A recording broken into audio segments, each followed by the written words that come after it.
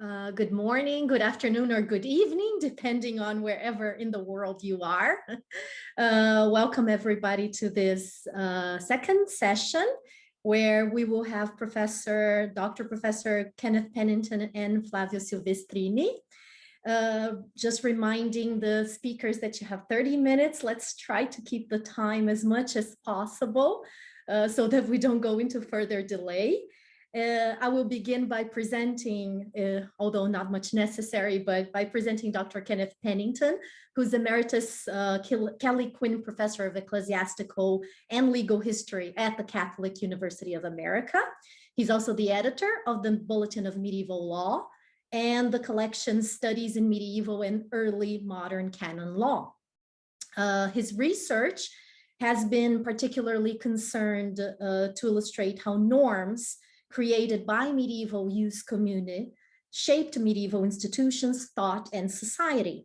He has authored countless articles and books, including the one already mentioned by Professor Quaglione, The Prince and the Law, and has also organized an important collection in co-authorship, especially with Wilfried Hartmann, The History of Canon Law in the Classical Period.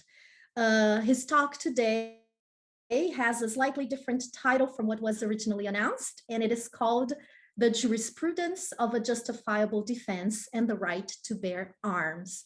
So I thank you, Professor Pennington, and I give you the word. Thank you very, very much, Caroline. Thanks also to the organizers of this conference. I'm very happy to be in Évora again, sort of, even if it's only virtually. Oh, I see, okay, there we go. As you can see, the title of my conference is quite different, or at least a little different from what I proposed originally.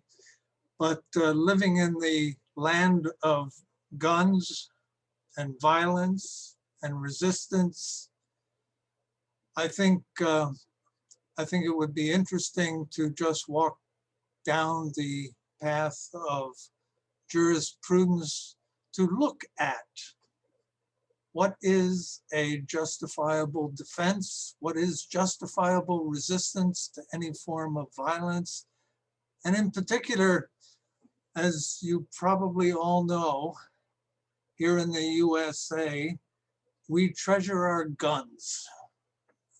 We have a love affair with guns, which is unmatched, I think, anywhere in the world.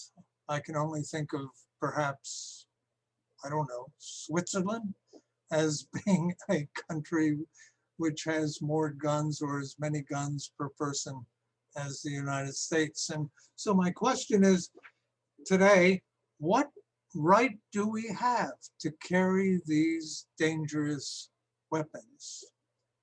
And I'd like to begin in ancient Rome.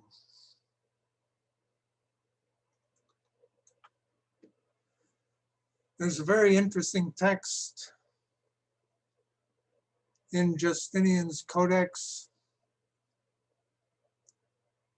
The text states that a person has the right to use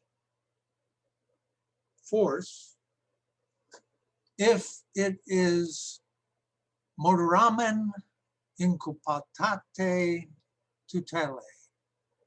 Now, this is a very strange formulation, strange from the Roman point of view, because there is no other text in Roman law which repeats this particular phrase. But it's the first clue that we have that, at least in ancient Roman law, that if one was to resist violence, one could not do it without any limitation whatsoever. And as we'll see, this particular concept in Justinian's Codex has a long, long history up until the present day.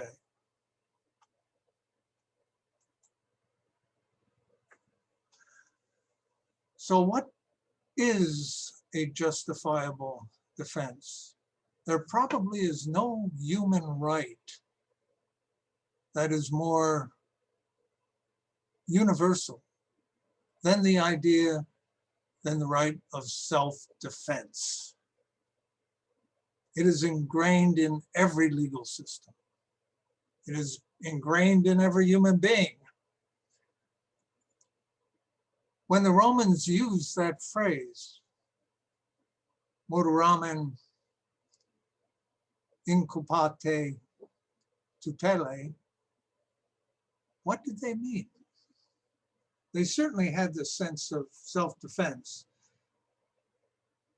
There are two texts in Justinian's Digest, in the Lex Aquilia, that talk about self-defense, but don't define it in any way whatsoever. In Digest 9, Book 9, Title 2, Lex 4, Gaius says that natural reason permits us to defend ourselves. Natural reason. And Paulus, in Lex 45, says that all laws, omnia jura, all rights, all laws, all rights, permit us to defend ourselves. Now, what sort of laws, what sort of reason is this? The great church father, Isidore of Seville, gives us an answer. It's the first answer that I know of in Roman law, in Roman literature generally, which links the right of self-defense to natural law.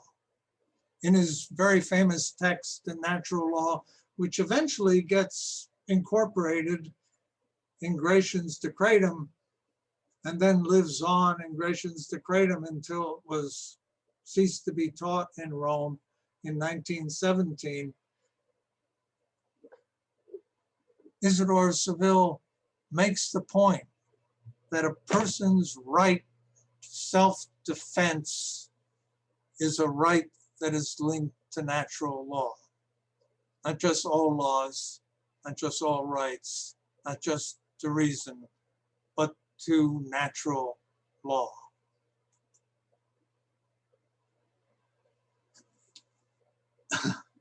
The jurists, the medieval jurists, commented intensively on Isidore's text in Gratian's Decretum. Gual is one of the most intense commentators on Isidore's text. And he goes on, in the printed edition, he goes on for a number of pages discussing exactly what moderamen inculpate tutelae, what it means.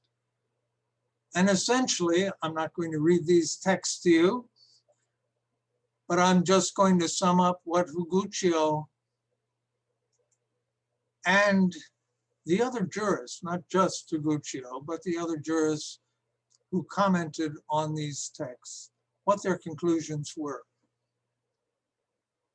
First, they made the point there had to be an equality of weapons. A fight between a sword and a knife was not equal. They also stated that there had to be an equality of persons. No one would be stupid enough to pick a fight with someone much larger, but it could happen upon occasion, I suppose. But the people should be equal, and there should be a measured proportional response. And one of the most important of these that will get discussed again and again and again is that there is a duty to retreat, but not from your home if you're attacked in your home.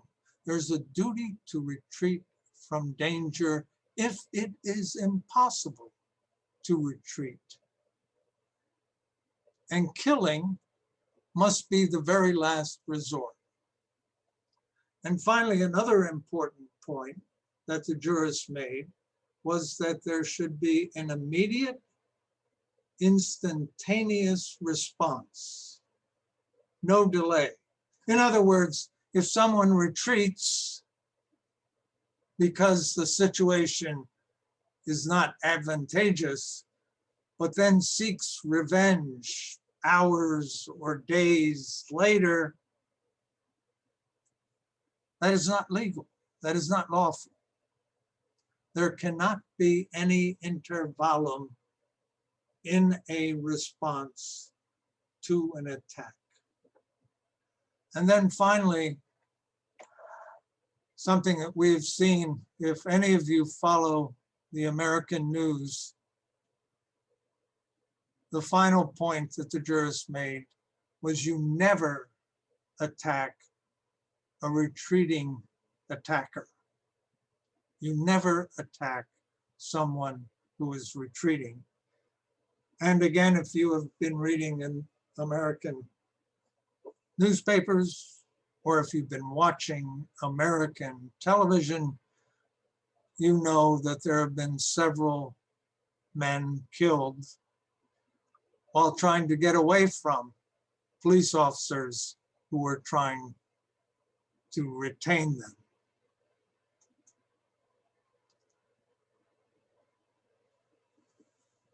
Of course, it's difficult. I think the previous papers have pointed out, if only indirectly, that if you don't have arms, it is rather difficult to resist. And the idea that the state can interdict, can forbid its citizens to bear arms is again something that goes back to the ancient Romans. The primary text is a text in Justinian's Codex.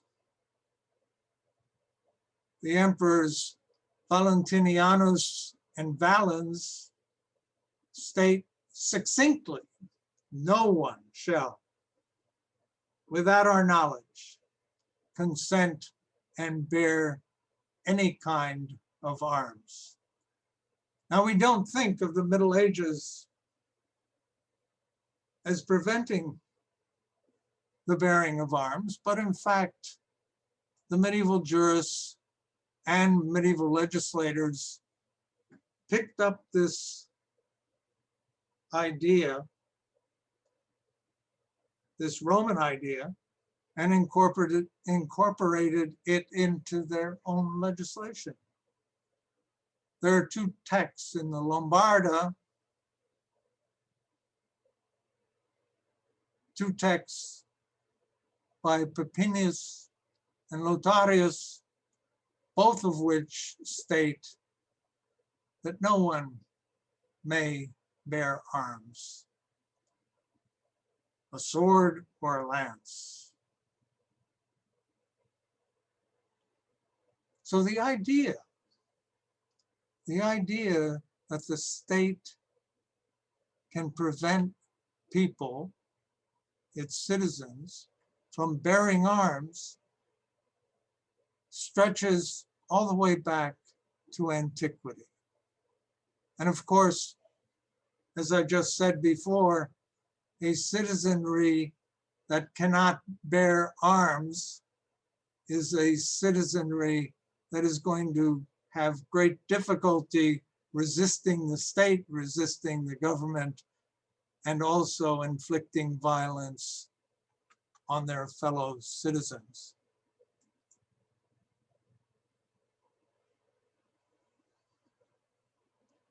At the beginning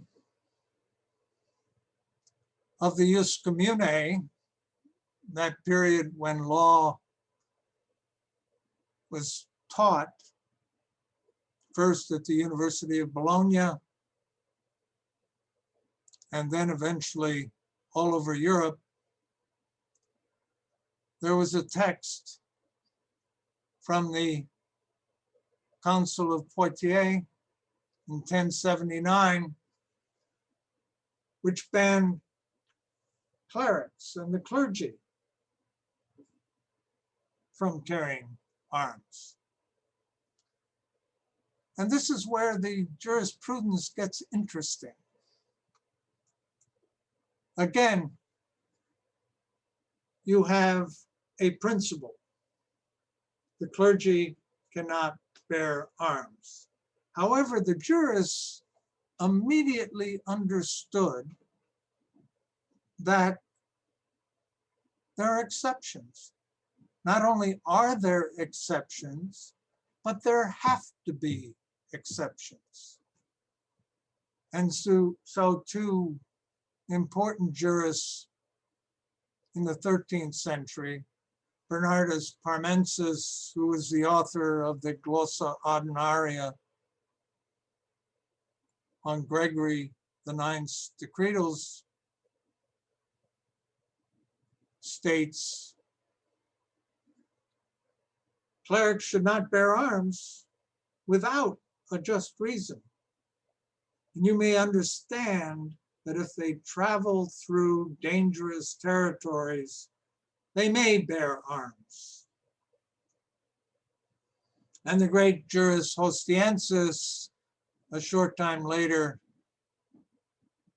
states the principle that gets embedded in the jurisprudence, that clerics can bear arms for reasons of defense. But most importantly, he points out that it is necessity, necessitas, that is absolutely an inviolable principle that permits anyone, not just clergy, but anyone can bear arms in a situation where there is necessitas, where there is danger. And that particular principle that was introduced by the jurists of the 12th and 13th century, Bernardus Parmensis and Hostiensis, were not the first jurists to make this point, but their adopting this principle put it down in the jurisprudence as being a principle that had to be upheld. And I would just add that from a jurist point of view, the concept of necessitas was an extraordinarily powerful norm, a powerful principle that overrode all other situations. They coined a great maxim, necessitas legem non habet.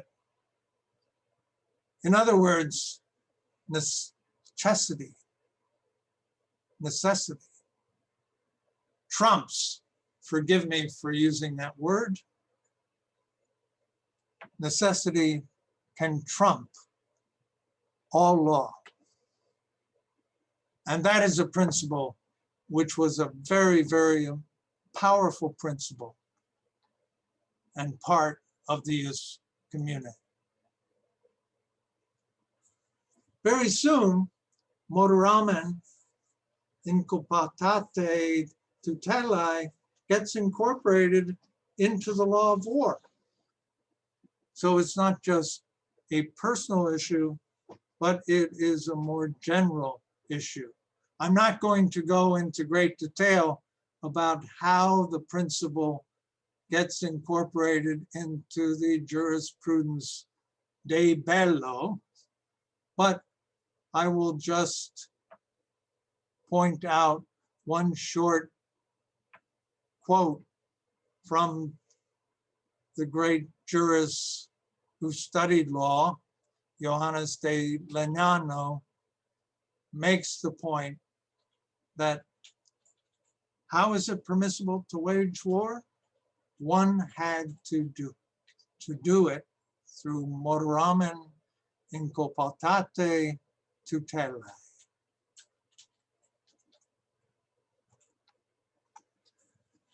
And in criminal law, again, without going into great detail, Prospero Farinacci, the great criminal jurist of the late 16th and early 17th century, the principle is embedded in his discussion of criminal law, which required, as he says, the equality of blows so that persons who return blows would give them in equal measure. It is amusing that he was a bit skeptical about the principle, that it could be applied in all situations, but he was particularly concerned about the jurists debating the amount of time period permitted to someone who has been attacked if they wish to take revenge, that intervallum that I talked about previously. Farinacci is skeptical because the jurists had expanded this time period again and again, and as he states in the last section that I quote, these murderers avoid the death penalty by claiming if they had killed someone hours later or a day later or even longer, they claim, I was provoked, I was injured, I was offended, thereby citing the principle, but avoiding the principle at the same time. The idea of self-defense in the modern age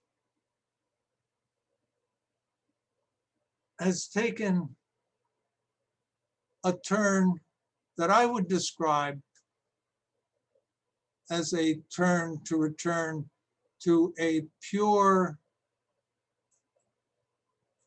idea of a human being's right of self-defense. Immanuel Kant is a good example of what I'm talking about. Immanuel Kant was very skeptical of the idea that a person could be limited in any way whatsoever if a person was being attacked. He writes, the state cannot promulgate any law that requires that I exercise a limited defense, since the most severe punishments the state can render are not greater than the evil that I face. The law, therefore, cannot restrict my defense. Such a law would be absurd. Kant's idea has become an important idea in modern jurisprudence, particularly in American jurisprudence. Although in the 20th century, there were a team of jurists here in the United States who adopted a model penal code, which was supposed to provide a model for the way in which criminal law was interpreted. And as you can see from the text that I'm putting up on the screen, they adopted the 2 millennia jurisprudence of justifying a defense. They cited necessitas, necessity for using force, and they also make the very strong point that a person is not permitted to take violent action when the person could retreat in the public arena. However, this particular model penal code was never adopted here in the United States by American jurisprudence. And in fact, sadly, in the United States, a land where part of the population believes that there's nothing more important than guns, in the last 10 years, a number of states, and those states are highlighted in the dark green in this particular map. These states have passed what are called stand your ground laws in the United States. And the way in which the courts in the United States have interpreted these laws, in contrast and in contradiction to the jurisprudence that had developed over 2 millennia, that a person who is attacked, even if that person is attacked by someone who doesn't have a weapon, if that person has a weapon, is justified, and the courts, particularly in those dark green states, have recognized a person's right to kill another person, to not retreat, to stand your ground, and to violate centuries of jurisprudential thought.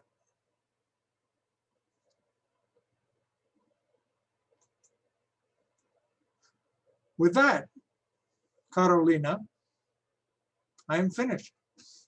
Thank you very much.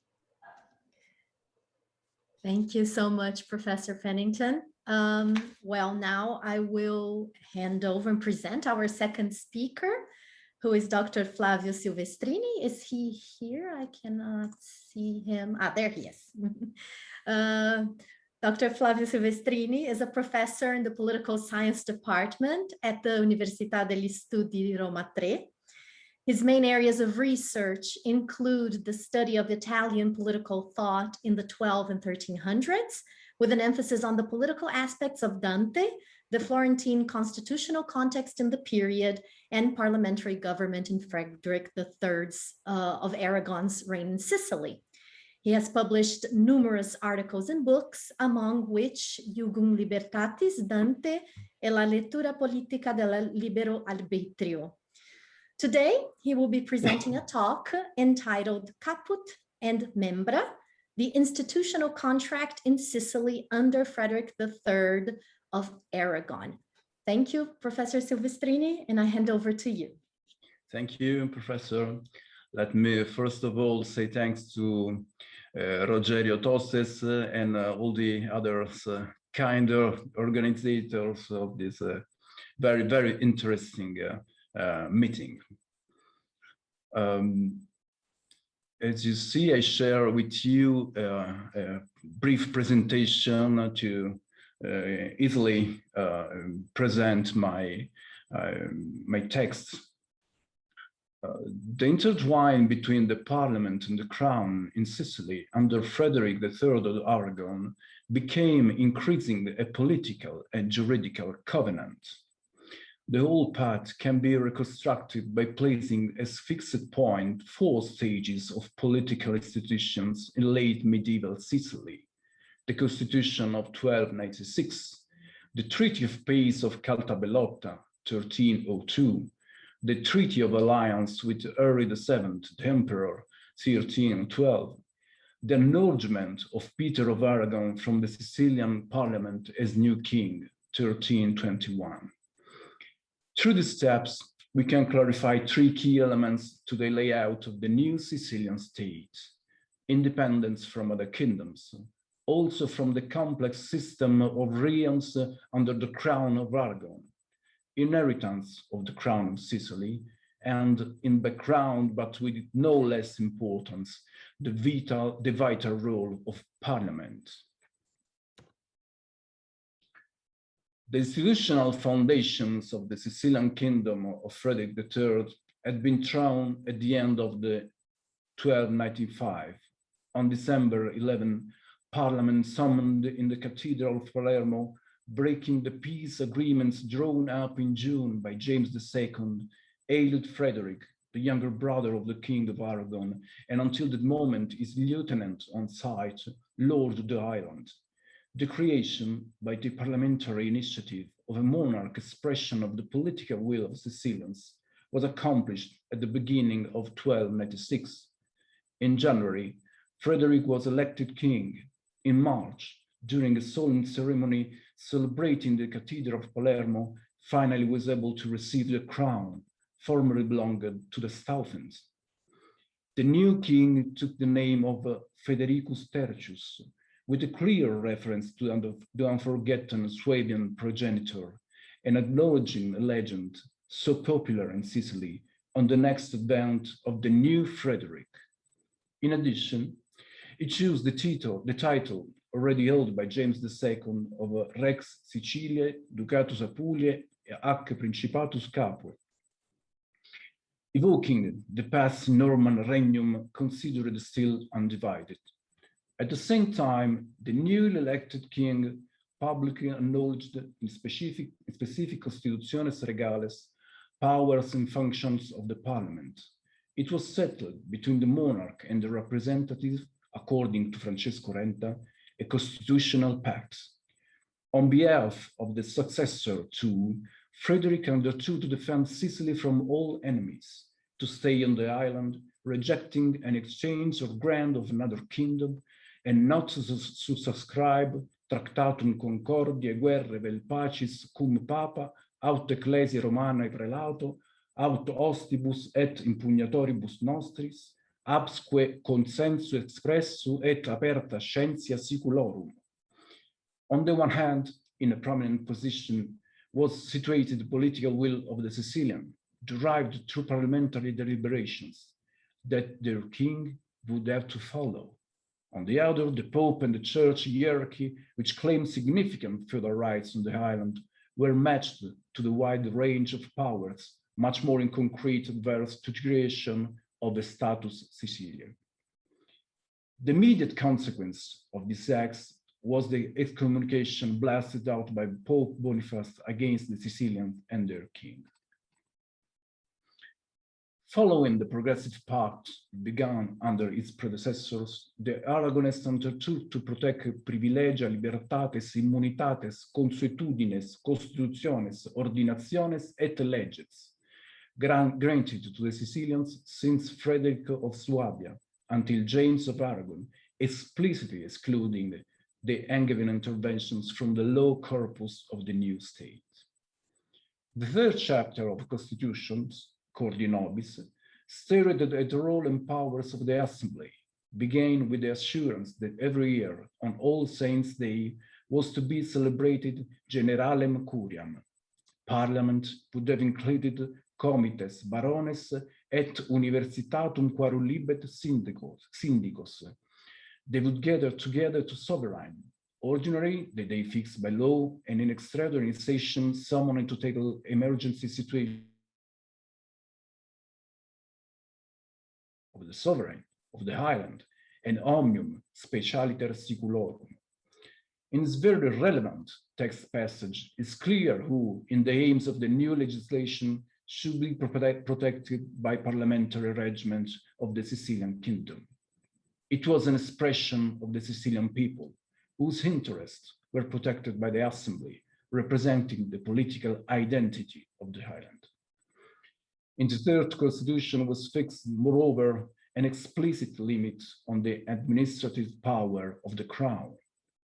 During the Curia Generalis will be considered as a punishment for negligence and errors, justitiaries, judices, and any other officiales, the most influential components of the Magna Curia Regia, which administered all the assets of the island, with the exception of the few estates of the clergy and the even more rare freehold lands in Val d'Emone. During the following years, in favor of the two branches of parliament mentioned in the third chapter of the Constitutiones, Frederick confirmed or extended many privileges, so that the Damascene cities became, during the hard years of conflict that would follow, the largest reserves of financial resources and soldiers. No less important, however, were interventions to benefit the noble branch, less stressed during the war, but was essential to preserve the fidelity and contain the excesses. See, for example, the chapter 28, Volentes. So far beyond the idea of kinship emerged from Melfi constitutions, the king of Sicily could no longer do exclusive reliance on hereditary conditions, right of conquest, or divine origin, but on, as Rocchetti say, a distinctly covenantal basis. The political will of the king was bound to protect the interests of the Sicilians, for whose resourcefulness, as was implicitly stated in the aforesaid laws, he was elevated to the royal dignity. While was not new in the tradition of the Sicilian and Aragonese government to act according to similar rules, see the Constitution of 1283 Una Vegada Loani by Peter III of Aragon, the new constitutions regarding annual colloquium took on a different significance, not only for the final written codification, but for the connection with the tasks of those summoned to parliament and the role consequently taken by the monarch.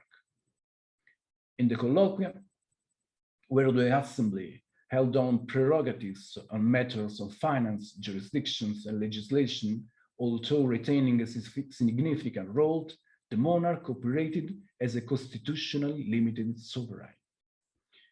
The consolidation of the relationship between the monarchy and the assembly was fundamental in later years so that it could defend Sicily by an impressive coalition of forces designed to restore papal feudal sovereignty and direct Angevin domination on the island. Also faced the possibility of a clash with his elder brother, James, Frederick defended with strength the rights of Sicilians, also because they coincided with his dynastic ambitions. This condition was confirmed by the parliaments held during the first phase of the war. The dramatic colloquium in October 1296 decided to ready an army and the navy to deal with the past Aragonese sovereign. This decision was confirmed after 3 years' war on the eve of the bloody naval battle of Caput Orlando, when the Assembly supported the royal policy pro defensione patriae, as reported by Nicola Speciale, Historia Sicula. With the Peace of Caltabellotta of August 1302, which closed the first phase of war, an arrangement of Sicily as a personal possession of Frederick was annulled, without preference to any possible hereditary rights or the will for the Sicilian and their parliament. It is clear how this point went against the Constitution of '96. In the note of Frederick, in which we find the agreements of Castronova and Caltabellotta, the Sicilian king undertook, in fact, pro nobis et fidelibus subtitis nostris, to overturn what had been agreed with the representative 6 years before. In particular, the legal nature of the Kingdom of Sicily was changed according to ancient tradition, restored as a fief of the Church. With the fundamental reformatio expected in the ratification of Boniface, which took place in 1303, Frederick obtained the right on Sicily as ecclesiastical vassallus and censuarius. In addition, he promised to keep inimicos nostros et Romane ecclesiae pro inimicis suis et amicos nostros pro amicis.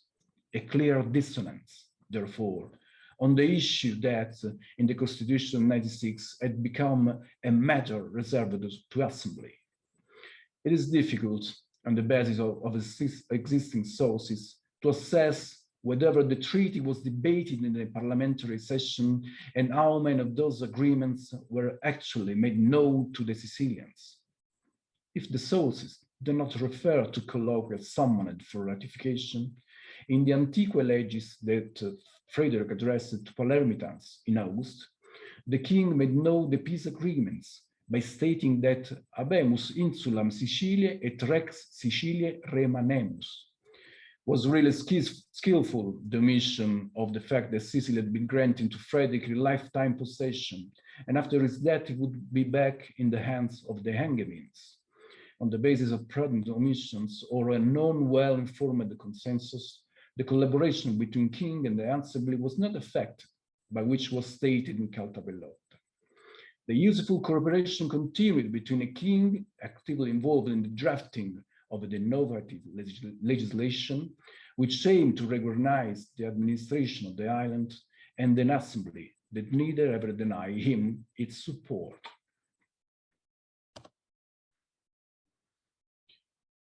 The situation, already stable, blew up when Henry VII entered Italy to the Mont Cenis Pass in autumn 1310. For the institutional policies created by Sicilian laws, seemingly frozen with the agreements of Caltabellotta, the attempt to restore the imperial authority represented a strong catalyst. The alliance between the empire and the Sicilian realm was almost compulsory for the existence of a common enemy, Robert of Anjou. Since February 1313, the Angevin was naturally in the field opposed to the new emperor. He had refused, according to allegations made by imperial judges, to give feudal homage to the new king of the Romans as Count of Provence and Forcalquier, territories directly linked to the heritage of Charlemagne, but also as holder of the crown of Sicily, however subject to the supreme imperial, not pontifical potestas. An intense Sicilian juridical thought developed, recalling explicitly the memorable tradition of the Swabian Chancellery. The well-known Juris Civilis Doctor of Messina, Giovanni da Galvaruso, probably wrote the legal formula Regnum Siciliae et specialiter insula Siciliae sicut et cetere province sunt de imperio. Since the extension of imperial power was unlimited, imperator in omnibus provincis est dominus, nullus sit eo superior in temporalibus. This claim was in sharp contrast with an alternative legal tradition in Naples, of course. After the alliance with Henry was finalized, Frederick believed to summon a parliament in Messina on June 8, 1312, to let the Sicilian know the status of negotiation and listen to their opinion. They agreed unanimously and with enthusiasm with the enterprising policy of the king. A few days after, the new emperor had received the crown and the tiara from the hands of delegate bishops, the agreement was signed. As a counterpart of his military commitment in the enterprise, the Sicilian king would obtain the hereditary possession of the island, and above all, the Sicilian barons would be obliged to take an oath of allegiance to the infant Peter. Henry conferred to Frederick the office of Empire Admiral and invoked immediately his help, declaring war on the Angevin king, denounced for the crime of treason. Frederick and the Sicily were involved into complex legal issues that would have opposed for a long time the Imperial Court of Justice and the lawyers in Naples and Avignon. The definitive sentence on April 1313 condemned Robert to the loss of all rights and jurisdictions acquired or inherited from his predecessors and to capital punishment. The consequences from that judgment for the Sicilian were well understood. In the Parliament of Castro Giovanni, held in June 1313, was voted for the imposition of a subsidy to wage war to the Angevin kingdom and aid the emperor, convenientibus tui aidem votis omnium, with unanimous opinion. Depriving Robert of every possession, jurisdiction, the judgment dissolved its subject from all ties of allegiance and made no more force any commitment that foreign governments had contracted with the fallen king or his predecessors. The sentence appeared to be the legal instrument to invalidate Caltabellotta, making anyone who was bound by obligation to the king declared public enemy of the empire. Strengthened by the legal support searched for a long time, Frederick was able to reopen hostilities against Robert, obeying the instruction of his emperor. On August 1313, the first Sicilian troops landed in Calabria. On August 24, the sudden death of the emperor on the way to the territories of Naples put into question the whole geopolitical situation. A new phase of international isolation and weakness began for Sicily, but the recent imperial mission contributed effectively to the cause of Sicilian independence in the following years. In the first half of 1314, was summoned two parliaments in order to clarify the position that the Sicilian monarchy would have to maintain versus papal and Angevin reaction. The acknowledgement of the kingdom to an imperial diploma became, in later years, the legal prop for all political and diplomatic initiatives. The agreements of Caltabellotta had put a stop to the project began in 1296. The imperial acts, otherwise, exceeded those limits in an irreversible way to a superior jurisdiction.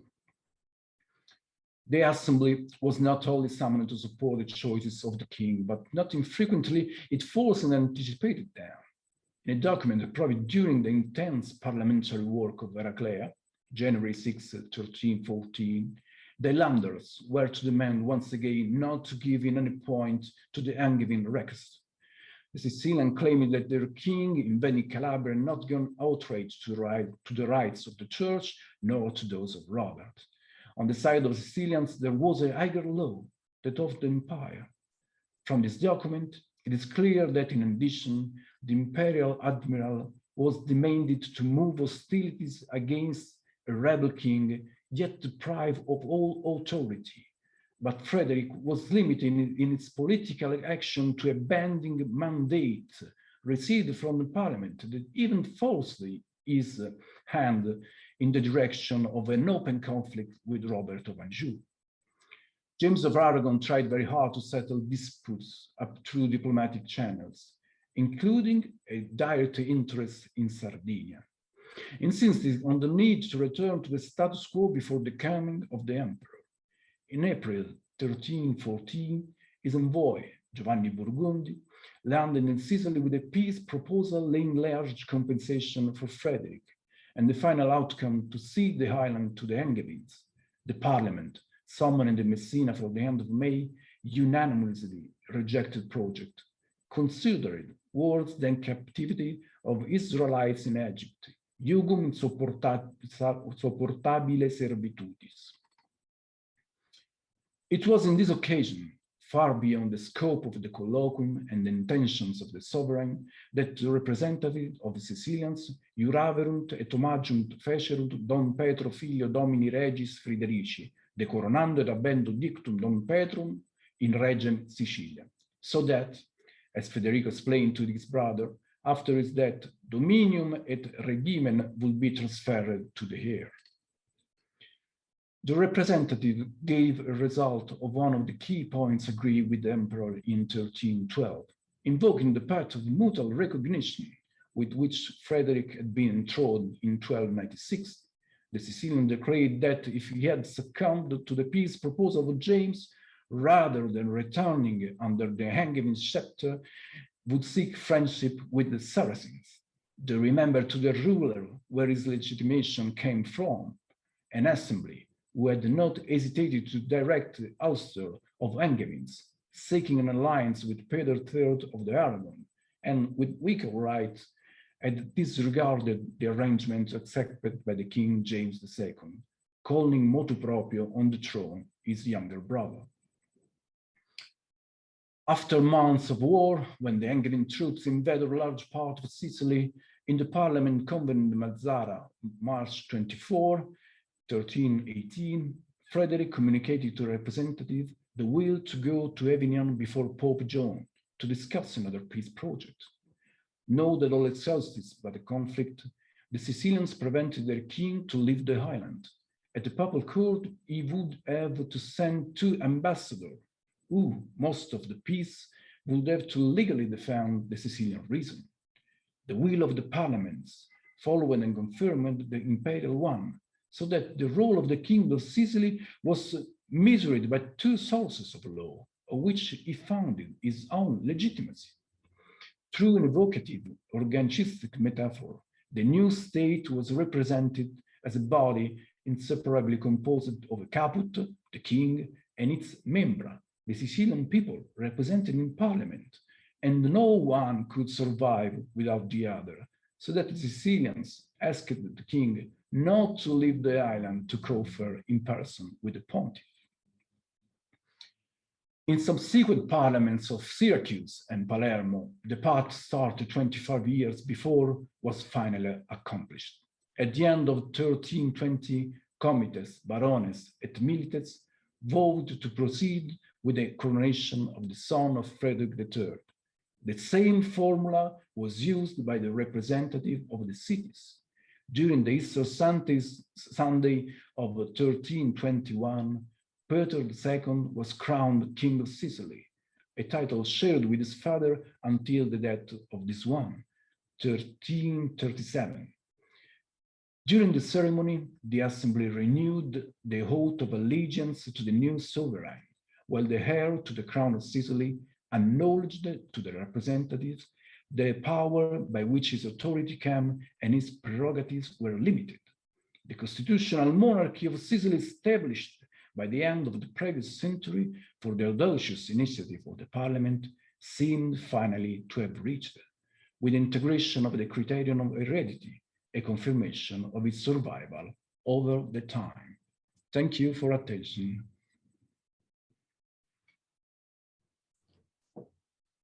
Thank you so much, Professor Silvestrini. We've had 2 very instigating talks. I'm sure that many of you will have questions or comments. And I think, although we are still running a little bit behind schedule, but I think we've adjusted a little bit. So yeah, overall. If anybody has any questions that they would like to place on the chat, or if one of the participants would like to ask anything to our 2 speakers. I would give that time.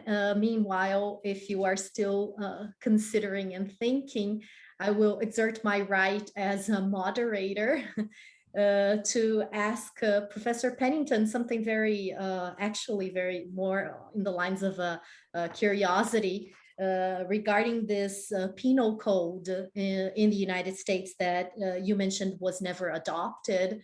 Was the fact that it reproduced this jurisprudence of the right to retreat and the certain limitation in the right to defense. Was this among the reasons why this penal code was never adopted, and are there others?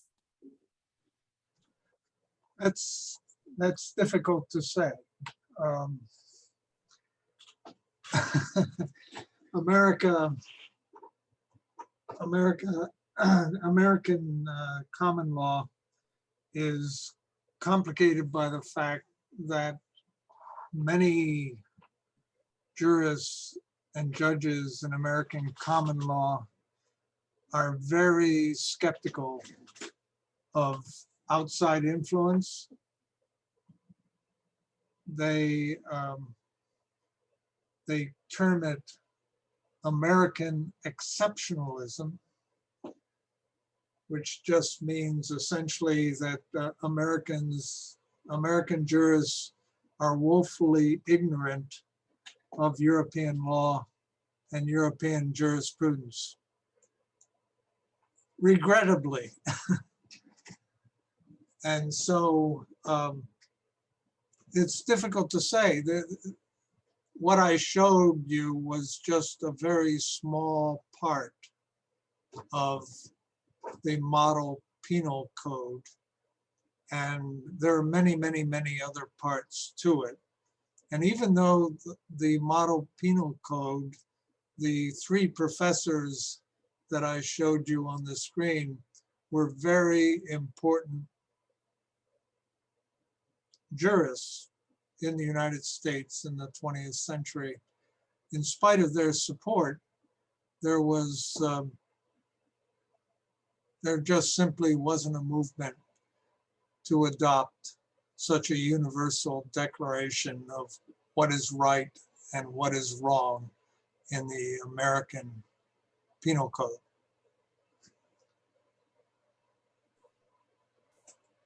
Thank you very much. Does anybody? Yes, Alexander would like to ask a question, please. Thank you very much. Just a little question for Professor Pennington, which I'd like to thank a lot for his presentation. But during his presentation, you mentioned, as I remember, a piece of Lombard law and prohibition to take within the city the arms, lance, and lancet scutum. But it seems that scutum isn't a sword, a shield, instead a shield. And that's why I think, I suppose only, that the sense of this fragment is a little bit different from what you mentioned. This isn't a prohibition to take I'm sorry, my English isn't very good. Spanish is much better. This isn't a prohibition to take arms, but I think this is a prohibition to enter in the city in the full arm with a lance. The lance in the street of city isn't common.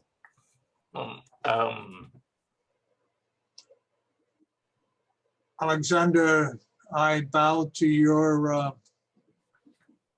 I took that translation without thinking about it too much.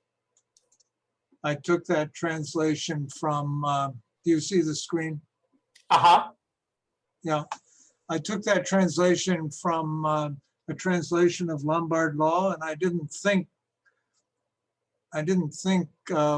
about the translation of scrutum scutum, I should say. And if you're correct, I stand corrected, or the translator, which isn't I.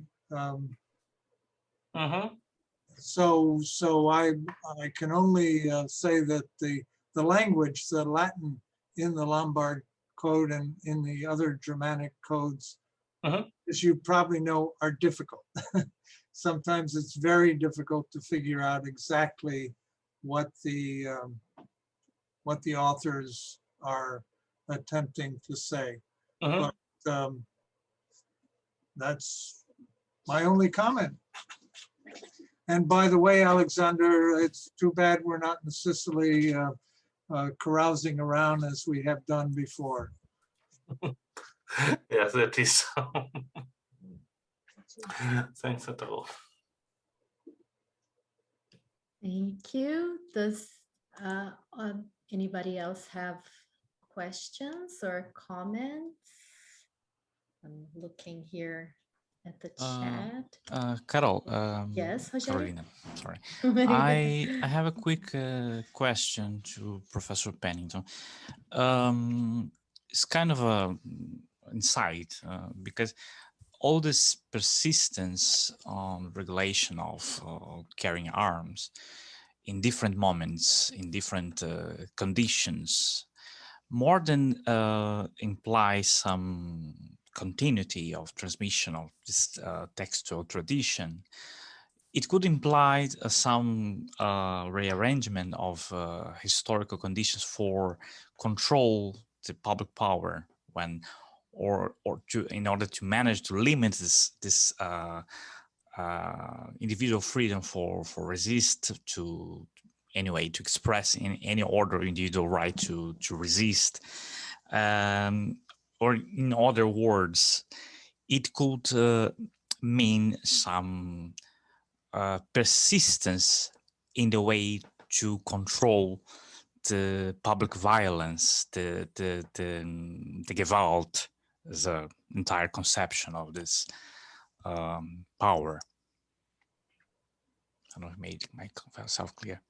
Yes, I understand. And of course, those of us who are embedded in the Middle Ages, we know how difficult it is to sometimes connect legal doctrine to what is happening in society. And a question that I heard when I first became a medievalist 50 years ago, again and again from social historians, was, all right, the doctrine, the jurisprudence, that's very interesting, but what actually happened in society? And that isn't a question that gets asked as much anymore, because there has been so much work showing that medieval and early modern jurisprudence really did, to a certain extent or more, really did have an effect on the way in which society behaved and people behaved and society was structured.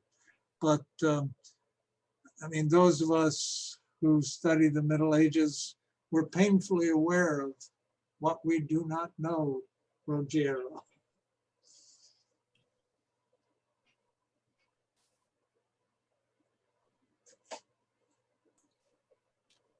Well, so just Professor Quaglione, you have a question? No, I thought you. Yeah. Yes. Okay. No, I thought you had raised your hand. No, I'm no, sorry. no. Really, I want to say something about what Ken Pennington was saying about self-defense. Self-defense was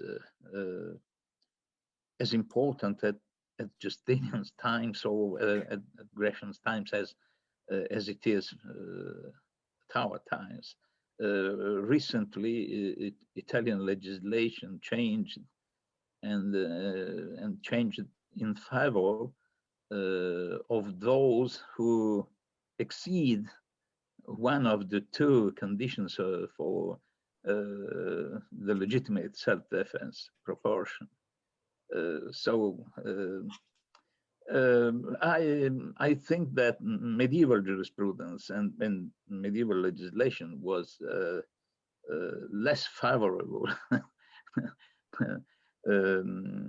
towards those who exceed proportion or the criterion of the immediacy of the response. But I was thinking that there is a strict relationship between theological and legal doctrines in the Middle Ages, and of course, Gratian's decretum is the first and for most demonstration of this. But there was an opposition to the juristic paradigm in theological literature. Maybe Gratian reflects this difficulty, or I'm wrong. Well, Gratian knew some theology. There's been a spate of work recently, particularly by Adria Larson and John Way, who have explored thoroughly Gratian's theological roots. So it wouldn't surprise me at all if even at this early time that theology played a role. Of course, by the 16th century, the great Spanish or Iberian theologians had adopted much of what my talk was about. They had adopted much of the jurisprudence, so it didn't just work. I would argue it doesn't work just theology to law, but there was a tremendous taking by theologians by the 16th century of, they become by the 16th century, let me put it this way, theologians become much better jurists in the 16th century than they were earlier. Mm-hmm. Thank you. And I use this as an opportunity then to ask Professor Silvestrini if in this metaphor of the members and the head, which is also very present in theologians, was there any kind of theologian background being developed in this context of the parliamentary format in Sicily?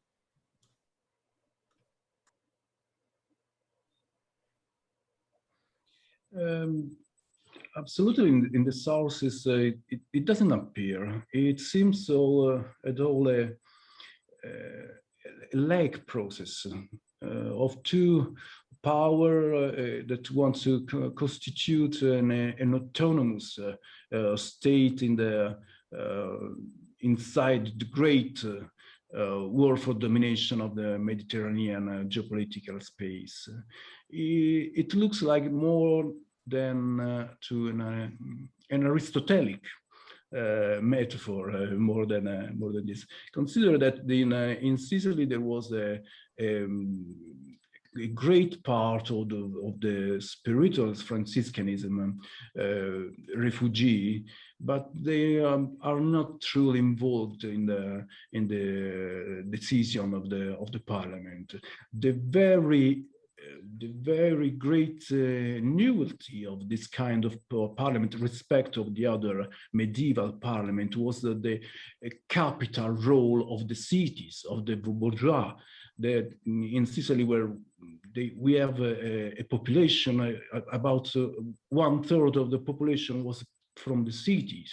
So without the support of the city, of the finance of the soldiers coming from the cities, couldn't exist the power of the Sicily under Frederick III of Aragon. And this is the truly renovation of the tradition, parliamentary tradition coming from, of course, from Sicily under Frederick II, but of course, in the territories on direct contact with the representative tradition of the Aragonese. Think about Barcelona, think about Mallorca, and so on. Thank you.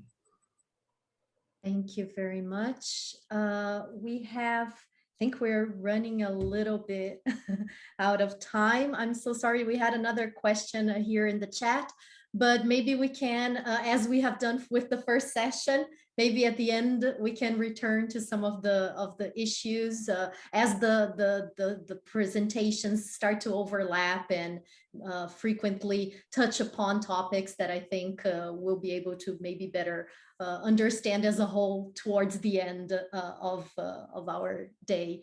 So I would like to once again extend my gratitude to the organizers and thank our two speakers for very thought-provoking talks.